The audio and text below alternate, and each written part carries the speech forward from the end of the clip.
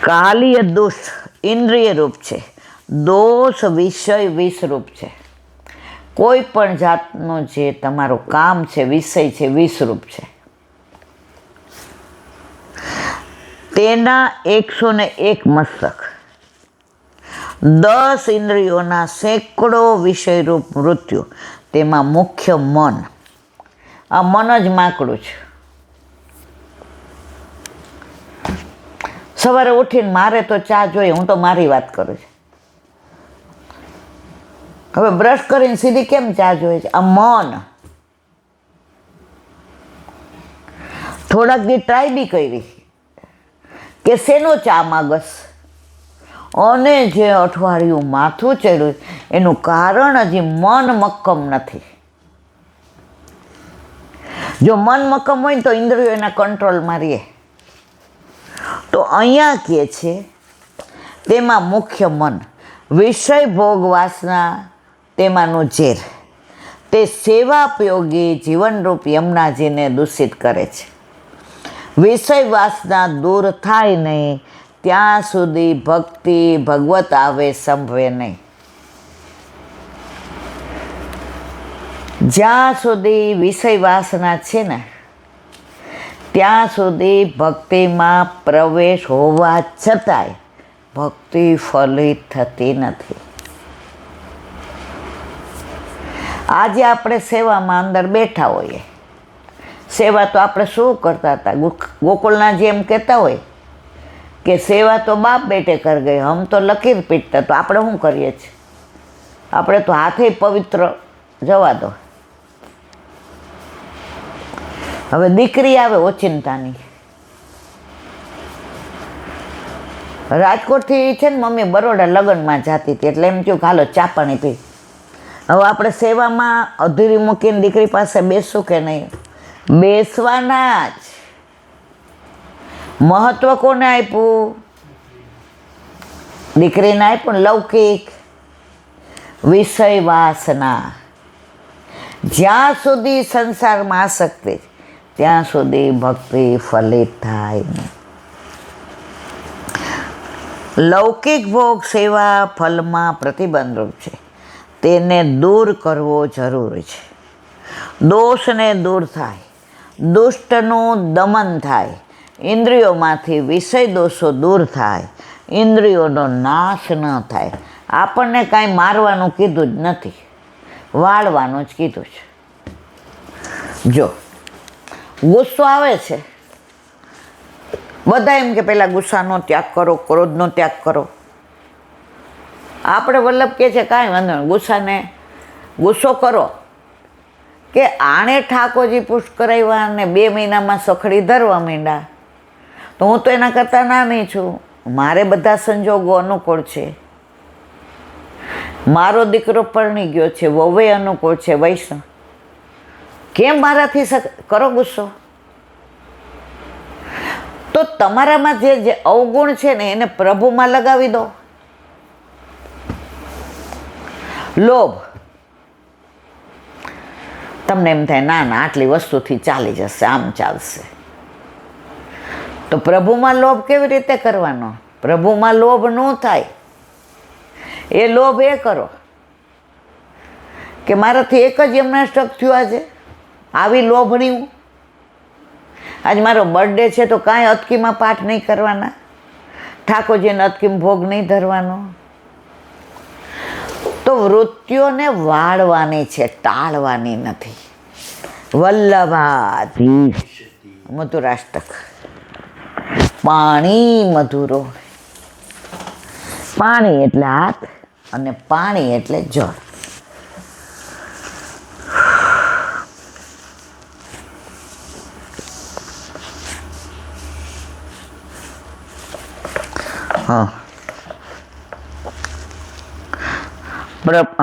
શરૂઆતમાં જ કહી દીધું કે અમે તો તમારા માટે હજી આગળ શ્રી હસ્તકમળ શરણે આવેલાના સંસારના ભયને દૂર કરી અભય આપનાર. ગોપીઓ કે છે ને આપનો હસ્ત મૂકો ને માથે, હસ્તકમળ છે. પ્રભુ હસ્ત મૂકી દે પછી કોઈનો ભય લાગે નહીં. ઘણા એમ કે મારા માથે હાથ મૂકો ને આશીર્વાદ આપો. આશીર્વાદ મંગાય નહીં, એની મેળાય મળી જાય. તમે મા બાપની સાથે રહેતા હો, સારી રીતે રાખતા હો, એમના જૂના સંસ્મરણો ના ગમે તોય સાંભળતા હો, એમને અઠવાડિયે એકવાર એમ કહો ચલો ગાડીમાં મારી સાથે, તો તમારા આશીર્વાદ માગવા ન પડે. એની મેળાએ મા બાપ કે અરે આ કળિયુગમાં મારા દીકરાને દુસંગની અસર નથી થઈ. અમે જેમ મા બાપને રાખતા હતા એમ જ અમારા છોકરાઓ રાખે છે. તો આશીર્વાદ માગવા પડતા નથી. આપણું વર્તન એવું હોય કે આશીર્વાદ એના મેળાએ નાભીમાંથી જ મળી જાય છે. એ બોલે નહીં પણ એનું વર્તન આશીર્વાદ આપે.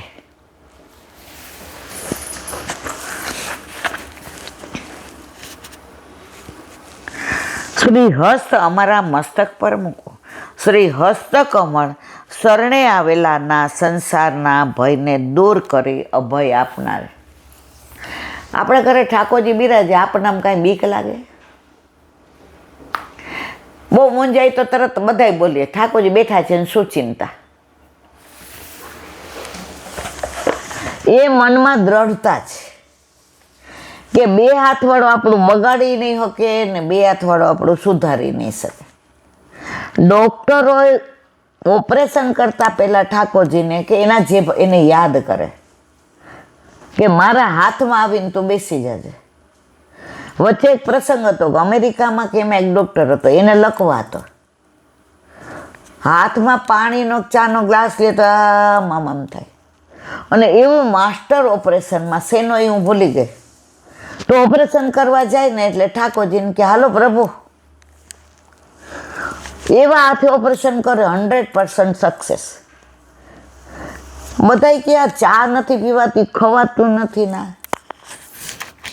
એ કે અહીંયા હું ખાઉં છું, હું ચા પીઉં છું, ત્યાં ઓપરેશન મારા હસ્તમાં પ્રભુનો હસ્ત કરે છે, મારો હસ્ત નથી કરતો, એટલે ઓપરેશન સક્સેસ જાય છે.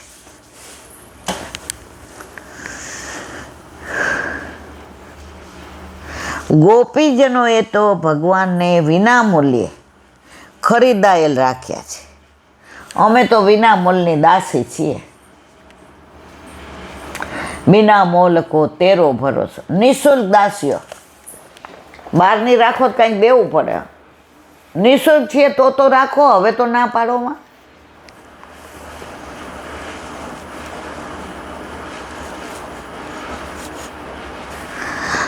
એમને સંસારનો ભય નથી. સંસાર તો પાછળ મૂકીને આવે છે. ભય છે પ્રભુના વિરહનો. પ્રભુથી બીછડી ના જઈએ.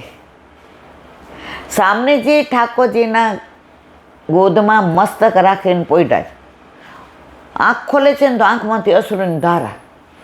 પ્રભુ કે પ્યારી જો હું અહીંયા છું, આ નિકુંજ છે, આપ મારી શેનો વિરહ છે? એ કે પ્રભુ મને એમ થાય છે કે હમણાં ક્યાંક મૂકીને જતા રહેશો તો મને વિરહ થશે ને. આ પ્રત્યક્ષ વિરહ. પછી શું? ભય છે પ્રભુના. શરૂઆતમાં જ કહી દીધું કે અમે તો તમારા માટે પ્રાણ ધારણ. ગોપીઓ પ્રભુ ઓલા રાસમાંથી અંતર ધ્યાન થયા. અંતર ધ્યાન નથી થયા, ધ્યાનમાં અંતર આવ્યું છે.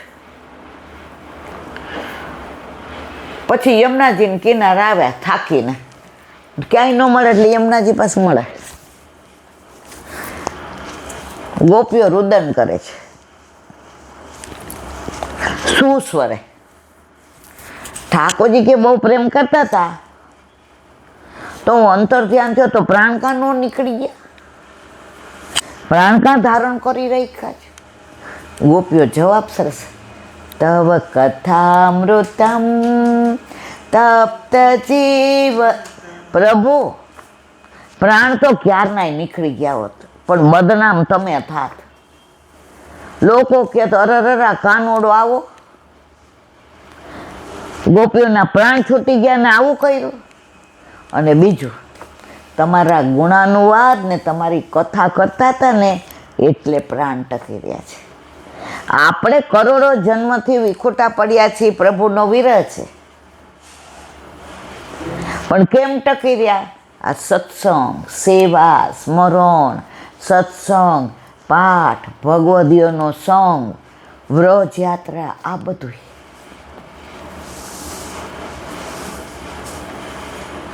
એટલે પ્રાણ ટકી રહ્યા છે.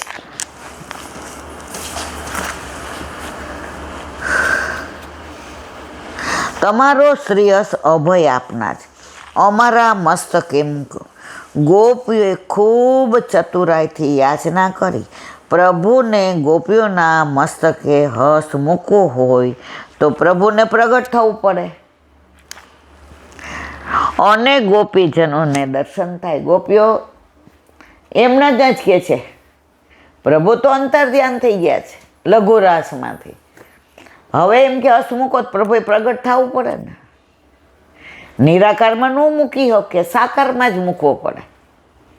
ઓલા ઉદ્ધવથી વ્રજમાં હોય કે પ્રભુ તો નિરાકાર છે ને, ચારે બાજુ છે ને, વ્યાપક છે ને, બ્રહ્મ તો આમ. ગોપીઓ કે એ શાંતિ રાખ, શાંતિ રાખ. તારો પ્રભુ વ્યાપક છે ને નિરાકાર હતો તો આ કયા હાથે ગોવર્ધન ધારણ કર્યો? હે, કયા હાથે અમારી મટકી ફોડી? કયા ચરણ ચલાવીને ગાયો ચરાવવા જતા તો? આ બેડલા કયા હાથે ચડાવતો તો? આ ચીર કયા હાથે અમારા ચોયરા? આપ જવાબ આપ. ઉદ્ધવને તો એમ હતું, હું તો બૃહસ્પતિનો શિષ્ય, મોટો જ્ઞાની, આ બધાને. ઠાકોરજી કે ત્યાં જા એટલે ખબર પડશે, હું તને નહીં સમજાવી શકું. મારી ગોપીએ મને પ્રેમ સમજાવી દીધો, પણ તારાનું તું શું? ઉધો ગયો સુધો, સીધો થઈ ગયો. આવ્યો ત્યારે કૃષ્ણ કૃષ્ણ કરતો આવ્યો તો બ્રહ્મને, પરબ્રહ્મને, વ્યાપકને. ગયો ત્યારે ગોપી ગોપી કરતો ગયો. ઉલટાને પ્રભુને જઈને ખીજાણો. આવો વિરહ દેવાય? એ ક્યાંય તો કહેતો હતો, ગોવાલણી આવીને ભરવાનો ને આવા તમે શું આની અંદર, આહિરાની અંદર ને આ ગોબરને. હવે આવું ના કરાયો. પ્રભુ કે બસ એટલે જ મોકલો તો. હવે બૃહસ્પતિનો શિષ્ય સમજી ગયો. બોલો વલ્લભાધીશ. દયારામભાઈના ચંદ્રાવલા.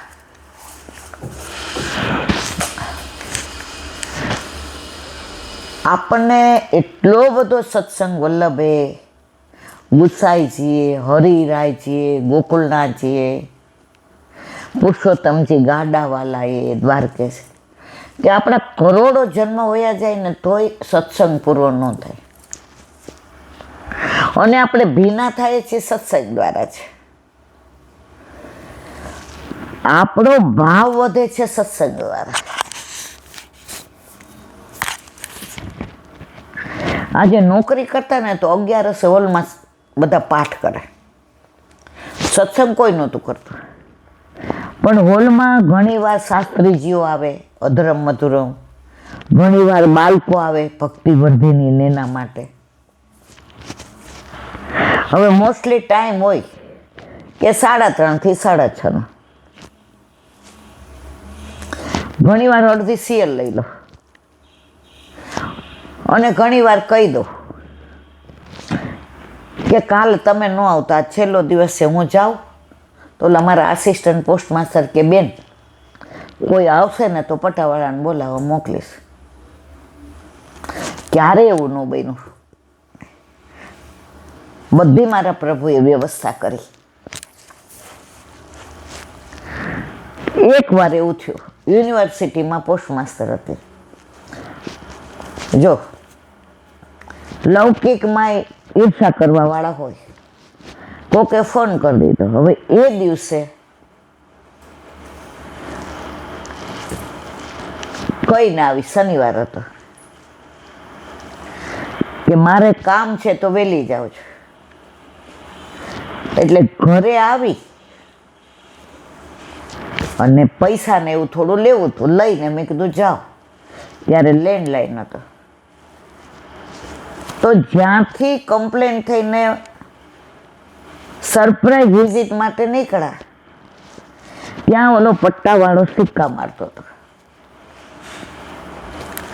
એટલે આ બે વાતો કરતા હતા કે આજ તો અમને બરાબર પાડ દેવાના.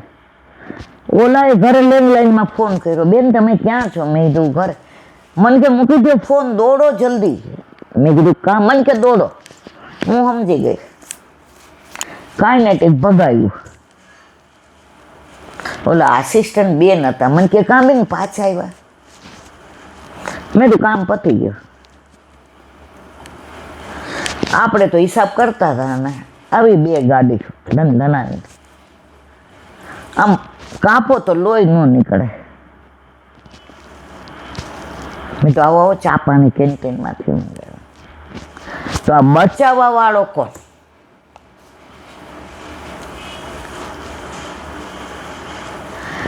જ્યારે રાતના હિસાબ ન મળે 10-10 વાગ્યા સુધી બેસીએ, ત્યારે આપણે કમ્પ્લેન નથી કરતા કે અમારે 2-3 દી રાતના આવું થાય છે.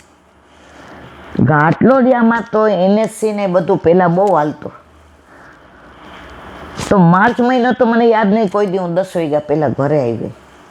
તો એમાં આપણે કમ્પ્લેન ના કરીએ, પણ કોક દી આવું કલાક વહેલા જઈએ ત્યાં કોક આપણી કમ્પ્લેન કરી દઈએ. પણ મારવાવાળા કરતાં બચાવવાવાળો મહાન છે, જે મારા ઘરે બિરાજે છે.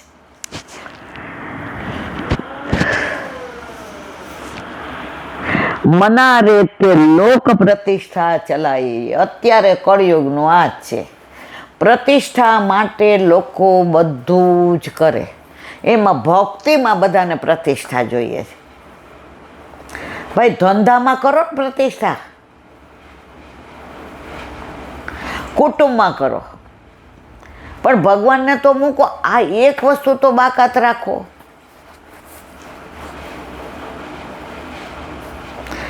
કાલે જ અમારા હોલમાં વાત થઈ.